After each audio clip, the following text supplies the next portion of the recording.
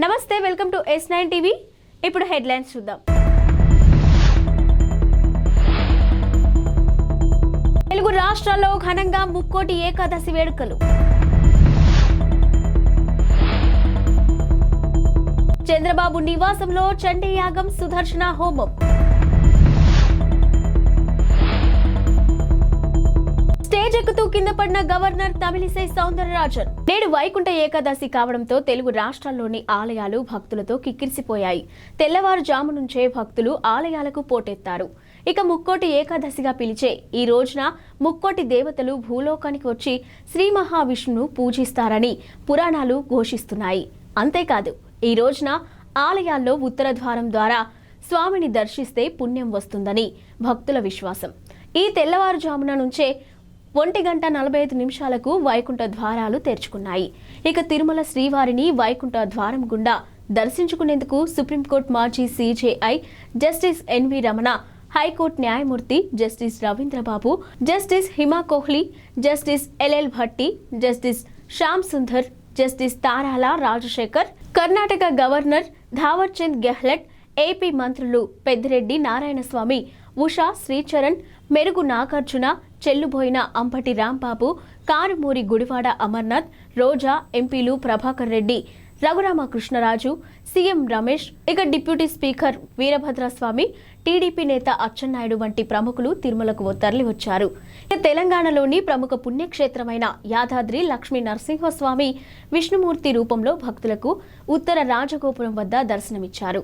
ఇక్కడ జరుగుతున్న వైకుంఠ ఏకాదశి వేడుకల్లో మంత్రి తుమ్మల నాగేశ్వరరావు, ప్రభుత్వ విప్ ఆలేరు ఎమ్మెల్యే బీర్ల ఐలేయ, ఇక కుటుంబ సభ్యులు తదితరులు పాల్గొన్నారు. టీడీపీ అధినేత చంద్రబాబు నాయుడు ఉండవల్లిలోని తన నివాసంలో ఇవాళ చండీ యాగం సుదర్శన నారసింహ హోమం నిర్వహించారు. ఇక చంద్రబాబు నారా భువనేశ్వరి దంపతులు కలిసి ఈ క్రతువుల్లో పాల్గొన్నారు.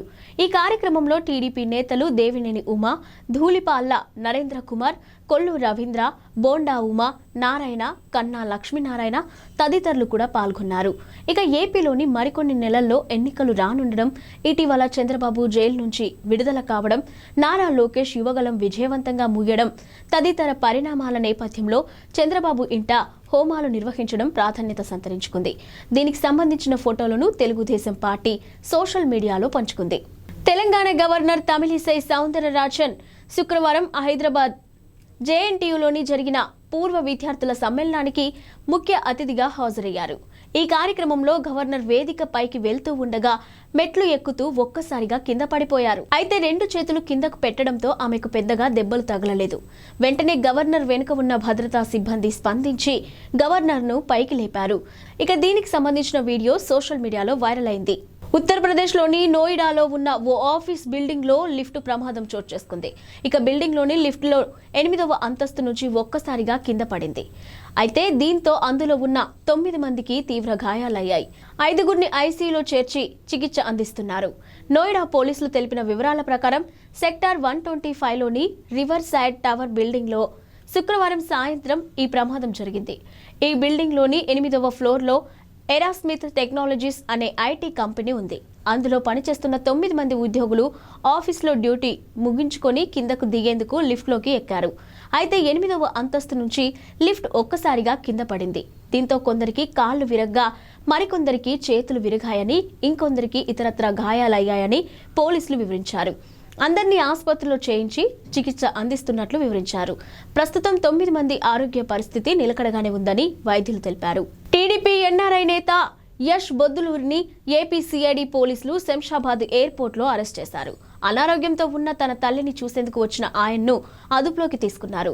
అక్కడి నుంచి మంగళగిరి పోలీస్ కార్యాలయానికి తరలించారు. ఆయనపై లూకౌట్ నోటీసులు ఉన్నట్టు తెలుస్తుంది. యష్ అరెస్టుపై టీడీపీ నేతలు మండిపడుతున్నారు. యష్ బొద్దులూరిపై ఏపీలో అక్రమ కేసులు నమోదు చేశారని, నిన్న రాత్రి హైదరాబాద్ ఎయిర్పోర్ట్లో ఆయన్ను అరెస్ట్ చేశారనే విషయం తెలిసి షాక్కు గురయ్యానని టీడీపీ యువనేత నారా లోకేష్ అన్నారు.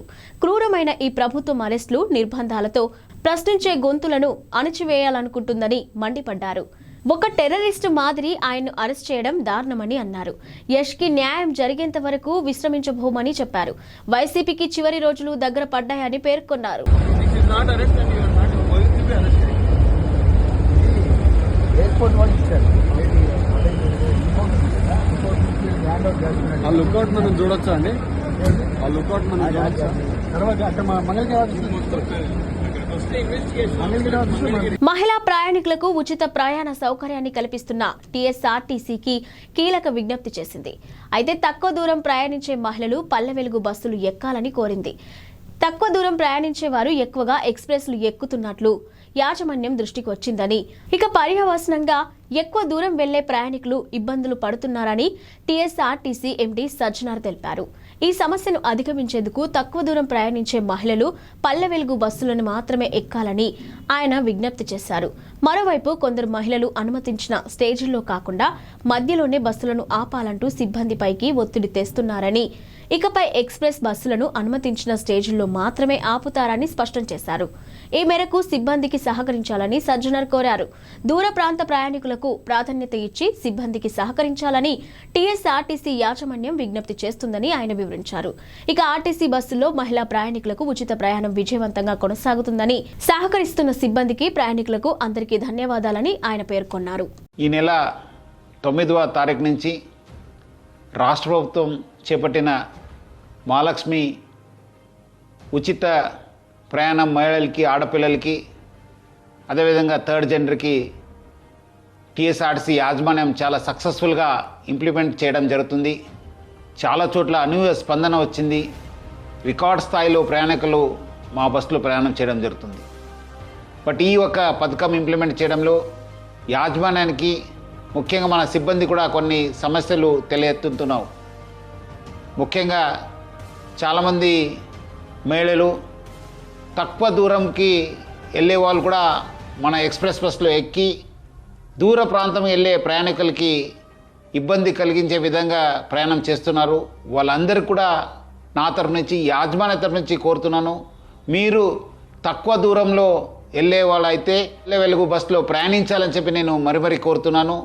అదేవిధంగా కొంతమంది మహిళలు స్టేజ్ కాకుండా మధ్యలో, రోడ్ మధ్యలో ఆపడము, లేదంటే ఎక్కడ కావాలో అక్కడ ఆపండి అని చెప్పి అడుగుతున్నారు. దీనివల్ల కూడా చాలా దూర ప్రాంతంలో వెళ్ళే వాళ్ళు కూడా చాలా ఇబ్బంది కలుగుతుంది. స్టేజ్ దగ్గర మాత్రమే మా బస్సు ఆగడం జరుగుతుంది. సో ముఖ్యంగా దీనివల్ల కూడా దూర ప్రాంతం వెళ్ళే వాళ్ళు, వేరే ప్రయాణికులు కూడా మేలు జరుగుతుంది. మన కండక్టర్స్కి, డ్రైవర్స్ కూడా బాగా జరుగుతుంది. లేదంటే కొన్ని చోట్ల మనకు చాలా ఇబ్బంది కలుగుతుంది. మన కండక్టర్స్ కూడా చాలా ఇబ్బంది పడుతున్నారు. ప్రజలు బాగా సహకరించారు. వాళ్ళందరూ కూడా నా తరపు నుంచి, యాజమాన్య తరపు కూడా ధన్యవాదాలు తెలుపుతున్నాను. వచ్చే రోజు కూడా ఈ ఒక స్కీమ్ని ఇంప్లిమెంట్ చేయడానికి మహిళలు, ఆడపిల్లలు, థర్డ్ జెండర్ వాళ్ళందరూ కూడా సహకరించాలని చెప్పి నేను మరీ యాజమాన్య తరపు నుంచి అందరు కోరుతూ, మహిళా లోకానికి, ఆడపిల్లలకి, థర్డ్ జెండర్ అందరూ కూడా నేను యాజమాన్య. హైదరాబాద్ బొల్లారంలోని రాష్ట్రపతి నిలయంలో శుక్రవారం సాయంత్రం ఎట్ హోమ్ కార్యక్రమాన్ని నిర్వహించారు. ఇక ఈ కార్యక్రమానికి గవర్నర్ తమిళిసై సౌందరరాజన్, ముఖ్యమంత్రి రేవంత్ రెడ్డి హాజరయ్యారు. ఇంకా ఉప ముఖ్యమంత్రి మల్లు భట్టి విక్రమార్క, మంత్రులు సీతక్క, శ్రీధర్ బాబు, పొన్నం ప్రభాకర్, బీఆర్ఎస్ నాయకులు కేటీఆర్, హరీష్ రావు కూడా విచ్చేశారు. ఇక రాష్ట్రపతి ద్రౌపది ముర్ము, గవర్నర్ తమిళిసై సౌందరరాజన్, ముఖ్యమంత్రి రేవంత్ రెడ్డి కూర్చొని సరదాగా మాట్లాడుకున్నారు. బిగ్ బాస్ 7 తెలుగు విన్నర్ పల్లవి ప్రశాంత్ కు బెయిల్ లభించింది. నాంపల్లి కోర్టు ఆయనకు షరతులతో కూడిన బెయిల్ ను మంజూరు చేసింది. ఆదివారం పోలీసుల ముందు విచారణకు హాజరు కావాలని ఆదేశించింది. అన్నపూర్ణ స్టూడియోస్ వద్ద విధ్వంసానికి ఆయనే కారణమనే అభియోగాలతో పోలీసులు అరెస్ట్ చేశారు. ప్రశాంత్ను కోర్టులో ప్రవేశపెట్టడంతో 14 రోజులు రిమాండ్ విధించింది. దాంతో పోలీసులు ఆయన్ను చెంచల్గూడ జైలుకు తరలించారు. అయితే ఈ రోజు కోర్టు ఆయనకు బెయిల్ ఇచ్చింది. బిగ్ బాస్ విజేతగా పల్లవి ప్రశాంత్ను ప్రకటించిన అనంతరం అన్నపూర్ణ స్టూడియోస్ వద్ద అభిమానులు రెచ్చిపోయారు. ఈ ఘటనలో 6 బస్సులు, పోలీసు వాహనాలు ధ్వంసమయ్యాయి. పలువురు పోలీసులకు కూడా గాయాలయ్యాయి. దీనికి సంబంధించి పోలీసులు కేసు నమోదు చేశారు. ఆంధ్రప్రదేశ్ ముఖ్యమంత్రి వైఎస్ జగన్మోహన్ రెడ్డిపై టీడీపీ జాతీయ ప్రధాన కార్యదర్శి నారా లోకేష్ మరోమారు తీవ్ర విమర్శలతో విరుచుకుపడ్డారు. జగన్ మాటలను దగ్గరగా చూస్తే జబర్దస్త్ షోలోని బిల్డప్ బాబాయ్ గుర్తొస్తారని పేర్కొన్నారు. ఆయన మాటలు కోటలు దాటుతాయని, పనులు మాత్రం గడప దాటవన్నారు. జగన్ తన సొంత ఇలాకా కడప జిల్లాలో 3 ఏళ్లలో స్టీల్ ప్లాంట్ నిర్మాణం పూర్తి చేస్తానని చెప్పి తొలి శిలాఫలకం కూడా వేసి 4 ఏళ్లైందని గుర్తు చేశారు. 15,000 కోట్లతో ఉక్కు పరిశ్రమ నిర్మించి 25,000 మందికి ఉద్యోగం ఇస్తానని నాడు కోతలు కోశారని ఆగ్రహం వ్యక్తం చేశారు. ప్రభుత్వ, ప్రైవేటు భాగస్వామ్యంతో ప్లాంట్ నిర్మాణం చేపట్టాల్సి ఉండగా తుప్పలు తొలగించేందుకు సైతం నిధులు కేటాయించకపోవడంతో లిబర్టీ స్టీల్స్ పరారైందని ఎద్దేవా చేశారు. దీంతో జేఎస్డబ్ల్యూ అనే మరో కంపెనీ బతిమాలుకొని ఏడాది క్రితం మరోమారు జగన్ శంకుస్థాపన చేశారని గుర్తు చేశారు.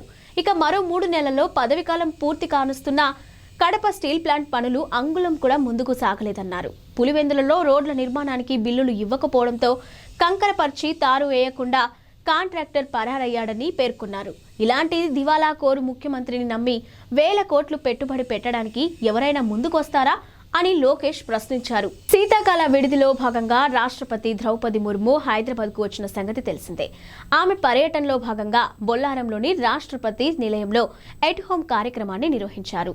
ఈ కార్యక్రమానికి మాజీ మంత్రులు కేటీఆర్, హరీష్ రావులు కూడా హాజరయ్యారు. వీరిద్దరూ తెలంగాణ భవన్ నుంచి ఒకే కారులో రాష్ట్రపతి నిలయంకు వెళ్లారు. ఇక కేటీఆర్ కారును డ్రైవ్ చేయగా హరీష్ రావు పక్క సీట్లో కూర్చున్నారు.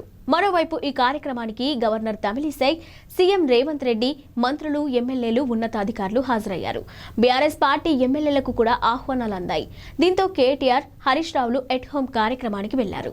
ఒకే కారులో బామర్దులు ఇద్దరు వెళ్లిన ఫోటోను హరీష్ రావు ట్విట్టర్లో షేర్ చేశారు.